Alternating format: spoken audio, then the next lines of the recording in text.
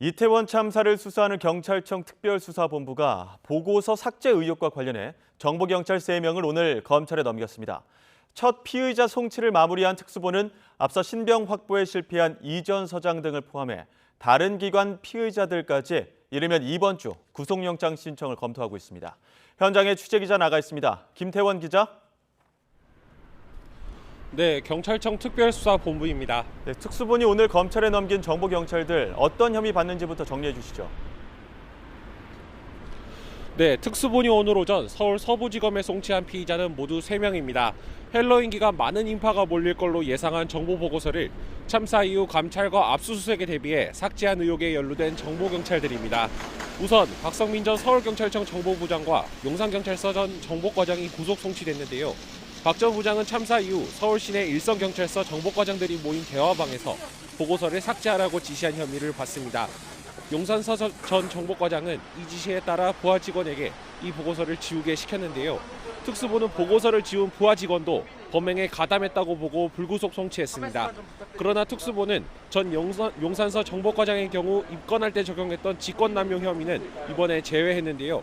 감찰과 압수수색에 대비해 보고서를 지운 건 규정에 따른 일반적인 직무행위가 아닌 만큼 죄가되기 어렵다고 판단했습니다. 네, 특수본이 이번 주 추가 구속영장 신청에도 주력하고 있다고요. 네, 특수본은 빠르면 이번 주 앞서 한 차례 구속영장이 기각된 이임재 전 용산경찰서장과 용산경찰서 112 상황실장에 대한 구속영장을 다시 신청할 방침입니다. 동시에 참사에 대한 1차적인 관리 책임을 지는 다른 기관 피의자들에 대한 영장 신청도 함께 추진되고 있습니다.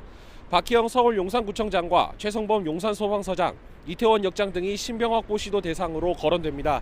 애초 특수본은 이 전 서장 등에 대한 신병을 확보한 다음 다른 기관 피의자에 대해서도 구속영장을 추가로 신청한다는 계획이었는데요.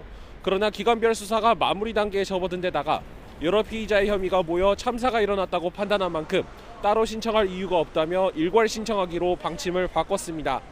참사 원인을 규명할 핵심 피의자로 꼽혔던 이 전 서장 등의 신병을 확보하는 데 한 차례 실패했던 특수본이 수사 진척이 더뎌진다는 우려에 맞서 구체적인 성과를 내려야 한다는 해석도 나옵니다.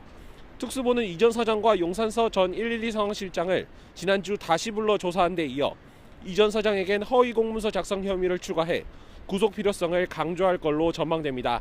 이와 관련해 이 전 서장의 참사 현장 도착 시간을 실제보다 40여 분 이르게 상황 보고서에 기재한 용산경찰서 직원을 추가로 입건하기도 했습니다.